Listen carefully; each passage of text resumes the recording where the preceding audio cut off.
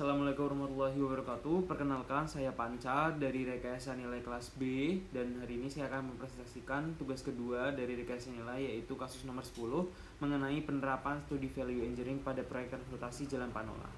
Jadi ini adalah outline yang akan menjadi pokok bahasan pada presentasi kali ini. Yang pertama itu ada pendahuluan dan deskripsi singkat proyek. Kemudian yang kedua adalah tahapan-tahapan dalam studi value engineering ini.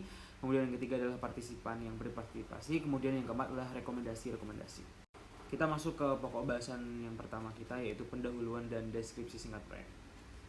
Jadi singkatnya, ada suatu jalan di Georgia yang dimana jalan tersebut dilakukan suatu proyek value engineering, dimana proyek itu berguna untuk memperbaharui dan memperpanjang umur operasi dari segmen jalan tersebut.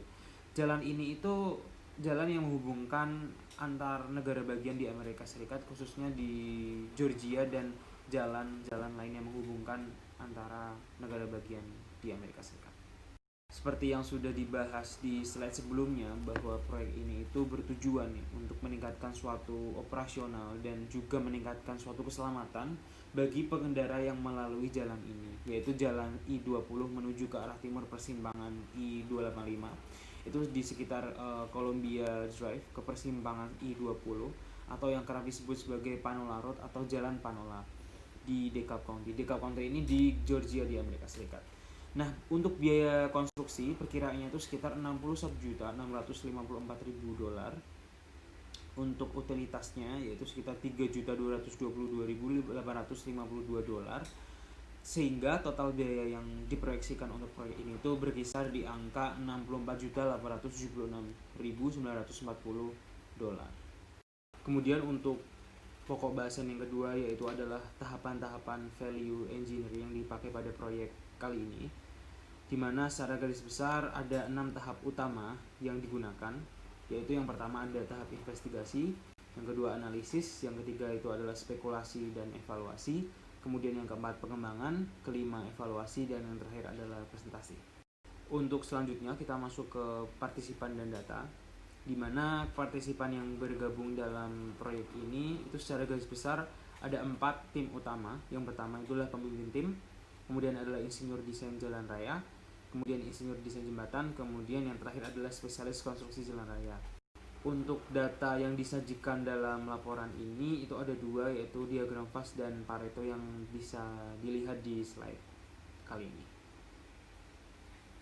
Selanjutnya kita masuk ke pokok bahasan yang terakhir, yaitu bahasan mengenai rekomendasi atau yang kerap disebut sebagai alternatif. Jadi total rekomendasi atau alternatif yang dikeluarkan oleh tim VE itu ada 40 rekomendasi atau 40 alternatif, di mana 9 dari 40 alternatif tersebut digunakan untuk peninjauan lebih lanjut, sedangkan rekomendasi lainnya yang sekitar 31 rekomendasi itu tidak ditindaklanjuti. Nah, seperti yang bisa dilihat di slide kali ini, itu adalah rangkuman dari alternatif atau rekomendasi yang digunakan atau ditinjau lebih lanjut di laporan ini. Ini adalah rekomendasi yang pertama, yaitu rekomendasi AC1, di mana di rekomendasi AC1 ini desain aslinya itu mengusulkan untuk membangun bahu luar 12 inci di sepanjang jalur CD, sedangkan alternatif atau rekomendasi yang diusulkan itu menggunakan bahu luar yang diperkeras 10 inci untuk sepanjang jalur CD. Nah, untuk peluangnya di alternatif ini itu yang pertama adalah pengurangan dalam jumlah trotoar kedalaman penuh, kemudian yang kedua adalah pengurangan biaya konstruksi, kemudian yang ketiga adalah pengurangan waktu konstruksi, sedangkan tidak ada resiko yang bisa ditemukan di alternatif ini.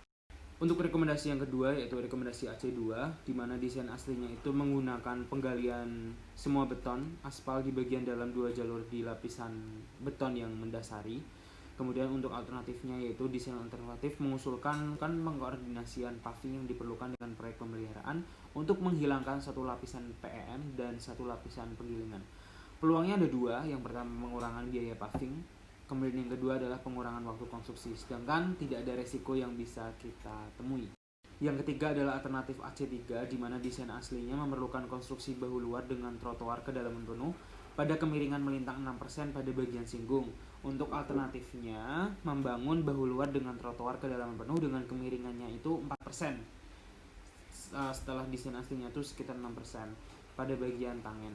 Peluangnya ada dua, pengurangan dalam biaya penggilingan masa depan dan pengurangan biaya leveling masa depan.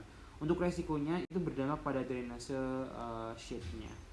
Rekomendasi selanjutnya yaitu adalah rekomendasi MS3, di mana desain aslinya itu mengusulkan untuk membangun tipe 26 beton median barrier untuk pemisahan positif antara tujuan umum dan jalur CD di perkiraan STA 65 hingga perkiraan STA 135.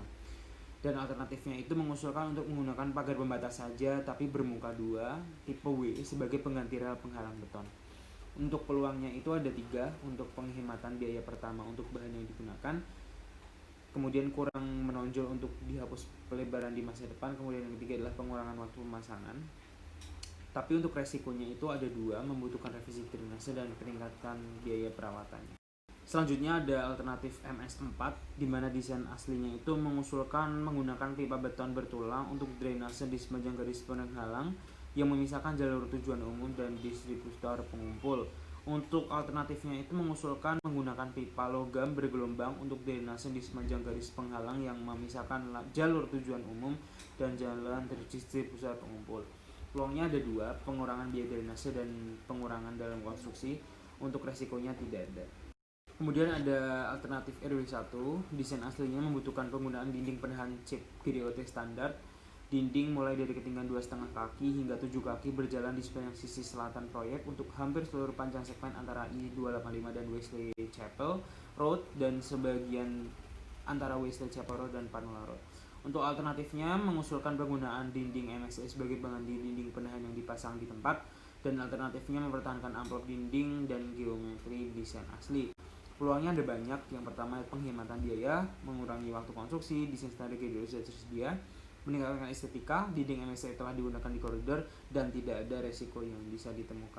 Kemudian alternatif RW9, di mana desain aslinya itu memerlukan penyediaan dinding suara di sepanjang kedua sisi koridor, dan alternatifnya itu mengusulkan penerapan teknik stabilisasi tanah untuk memfasilitasi lereng yang curam sebagai pengganti dinding penahan yang dipasang di tempat. Untuk peluangnya itu ada penghematan biaya, pengurangan waktu konstruksi kurang mengganggu, dan menghemat pohon. Untuk resikonya tidak. Kemudian untuk rekomendasi RW10, di mana desain aslinya ini sama persis seperti di RW1, hanya saja alternatifnya yang berbeda. Nah, untuk alternatif di RW10 ini itu mengusulkan penggunaan tiang pancang sebagai pengganti dinding penahan tanah yang dipasang di tempat. Kalau RW1 kan alternatifnya menggunakan MSE ya untuk pengganti, sedangkan di RW10 ini menggunakan tiang pancang. Nah, untuk peluangnya itu ada penghematan biaya, pengurangan waktu konstruksi, kemudian yang terakhir adalah tumpukan pasang di tempat. Kalau RW1 kan alternatifnya menggunakan MSE ya untuk pengganti, sedangkan di RW10 ini menggunakan tiang pancang. Nah, untuk peluangnya itu ada penghematan biaya, pengurangan waktu konstruksi, kemudian yang terakhir adalah tumpukan lebar bisa diselamatkan untuk digunakan nanti yang menghasilkan penghematan tambahan di masa yang akan datang. Untuk resikonya tidak. Yang terakhir adalah rekomendasi SP3, di mana desain aslinya itu mengusulkan untuk memasang penghalang suara di sepanjang jalan. Untuk alternatifnya itu mengusulkan untuk pemudahan pemasangan dinding penahan suara. Jadi untuk pemasangannya itu sebaiknya ditunda dulu di alternatifnya karena peluangnya untuk pengurangan biaya keseluruhan dan tidak ada resiko yang ditemukan. Demikian presentasi yang dapat saya sampaikan. Kurang lebihnya mohon maaf. Wassalamualaikum warahmatullahi wabarakatuh.